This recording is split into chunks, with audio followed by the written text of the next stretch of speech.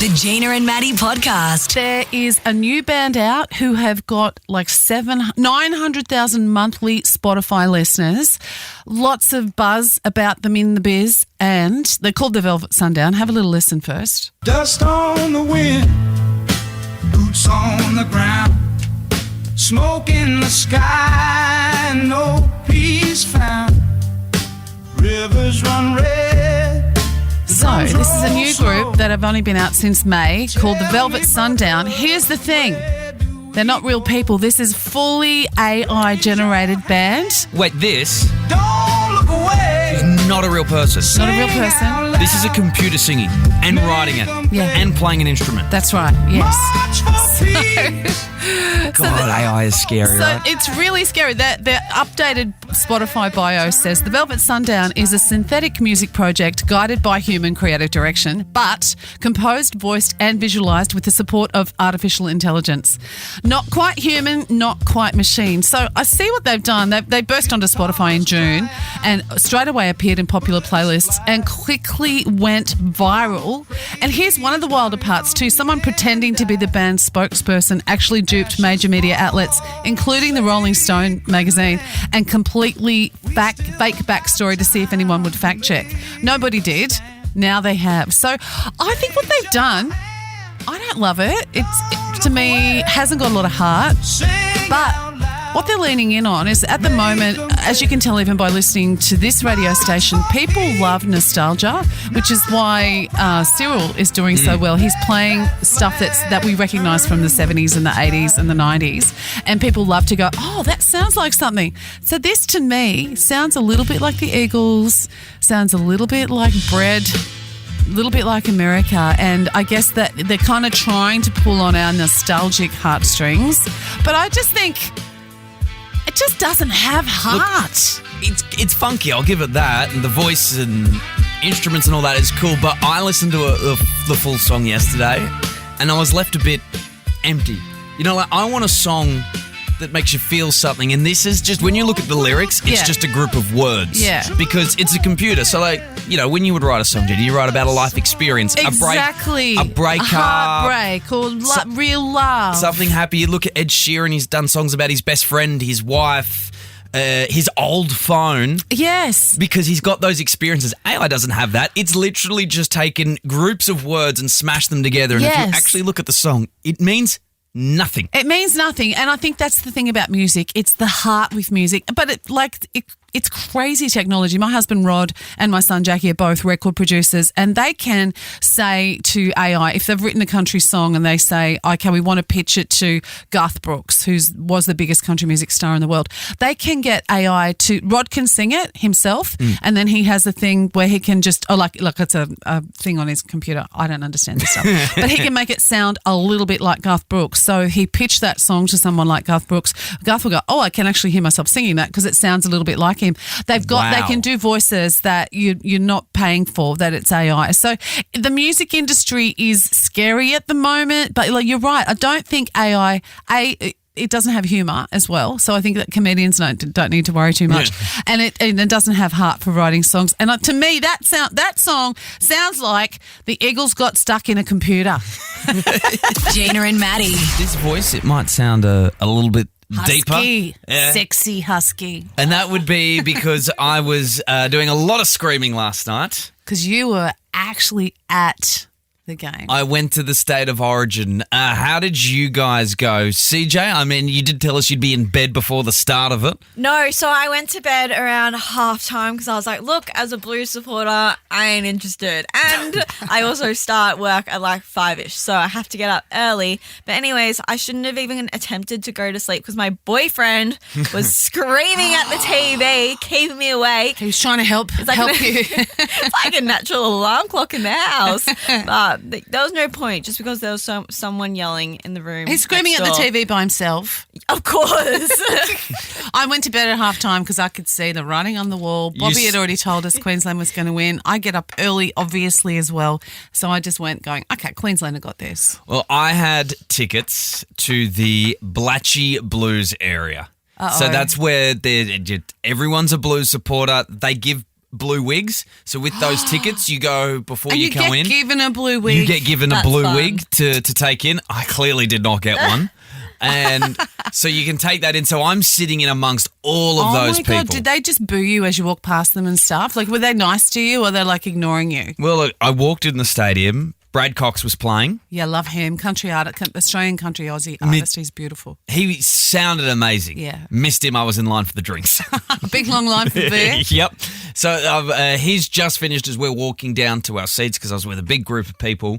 And, within a first few steps, walking down to find our seats, I got called the C word. No, Yes. by cutie. a stranger. Yeah, cutie. I got called a cutie by somebody. Oh no, that's dangerous walking into enemy territory like that. I got called that last Because year. you wore your jersey, Oh yeah, right? like when I sat down, there were a couple of people just in front of me that were also Queenslanders, so they were so happy to see me there. Yeah, but, I bet. But they just had grey hoodies and that on, like Incognito. incognito Queenslanders Oh no, they're they're not like brave. I don't think we're allowed to be like we Yeah. can't be seen as Queenslanders. Yeah. And here I am, Queensland jersey, Queensland scarf, Queensland beanie. Yeah. I rocked it all out. Oh, I love it. So it was great. Which it was so tense, man. I was so tense at times. You know, yesterday when we were going to get to interview the Channel 9 sports James commentator, it didn't Bracey, happen. yeah. So my chat GPT and I got together and said, I was trying to get some intelligent questions ready for him because Maddie's not here. And I'd said, do you think that the Queensland team are going to all wrap around Cameron Munster because he sadly lost his dad a few days ago? I feel like that was what was happened. They were like, come on, boys, let's get behind Cam I think so Munster too. and let's do this for his dad. Did you feel that in the stadium? There were a lot of people, like New South Wales fans, that were there basically going, before the game even started, feeling like they had lost it because they just thought Cam Munster was just going to lift to another level and the he boys did. rally around him. Yeah. Right. And in the first half that I saw, look, it did look to me like Queensland was the better team in the first half. I can't tell you what happened in the second half. Second half, it got tense. I went to the bathroom, and as I came back, we scored that last try. Oh. And everyone in my row at that point, all work with each other, they all just went home. I was the last Party one. poopers. With 9 minutes to go, I'm just there cheering. New South Wales scored after that. Oh. None of them were there. Half the New South Wales audience were not there to see their only try of the night because they'd all pissed off home. Wow. Just gone. Fair weather fans. Can I just say though, Gina, somebody in front of me kept letting Fluffy off the chain. No. Oh, it was gross. Not a beer fluffy. No, 'cause beer a fluffies stinky Fluffy, and it was. Ugh. Gina and Maddie. I want to ask, where have you fallen asleep? Because a very famous celeb has done it at a very big sporting event. Super embarrassing. So it's all over the news right now. It's true. Hugh Grant was spotted dozing off in the royal box at Wimbledon. Honestly, how embarrassing. You could feel your eyes getting heavy, but you think, surely there's cameras. I'm Hugh Grant and this is Wimbledon. But no, there's footage on the news right now of him falling asleep. Maybe he just finds the tennis that boring. Well, don't go if it's too boring. Yeah, but it's free. If it's free. I love going to the tennis. I've not been to Wimbledon, but I've been down to Melbourne. Love the tennis. I would not fall asleep. Donald Trump. I don't know if you remember this. Because it's easy. It's easy to do, and a bunch of other celebrities have Yes. also fallen asleep. Well, he was filmed looking extremely drowsy, some say asleep, during his own criminal trial in 2024. And apparently his head was nodding and his eyes were closing. Fake news. It's fake. Fake. It wasn't fake. We've news. seen it on the telly. Queen Elizabeth II. Yes. What was she at? What did she feel? Hey, she was old. This was in 2017, so she was 91 at the time. Fair enough. She had a little power nap at the opening of Parliament. I'd doze off too. That would Don't be worry, Lizzie. boring. Do not worry, Lizzie. I am there with you. Now, this is something you should not get caught falling asleep at. Kanye West was caught napping in the front row at a Paris Fashion Week show. Like, you're surrounded by flashing cameras and crazy good fashion. You're not going to get away with it. At one of those places with all the paparazzi, you're not getting away with nodding off. You can't do The Simpsons and put the googly eyes on that. He probably had cool-looking glasses on, but you can tell the head goes off to the left or the right, and out you go. Adam Sandler, he did that during an interview with Jimmy Kimmel.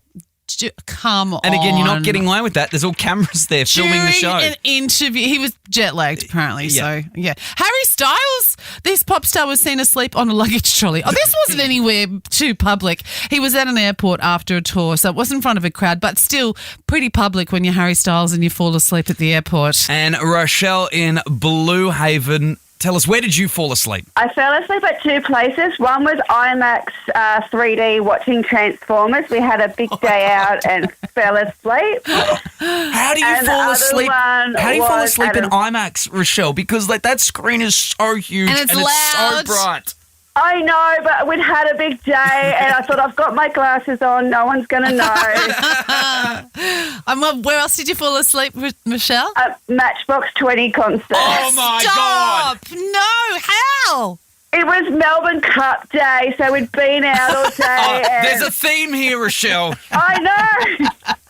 Oh my God, I that's love that. great. So Matchbox 20's playing. It's been a long day, and Rochelle's going, you know what, Rob Thomas? You're right. 100%. It was when he started playing all those slow songs, it's like, yeah, you've got me. Oh, Rochelle, that's so Who would have cute. thought Rob Thomas and Matchbox 20 were good for a lullaby?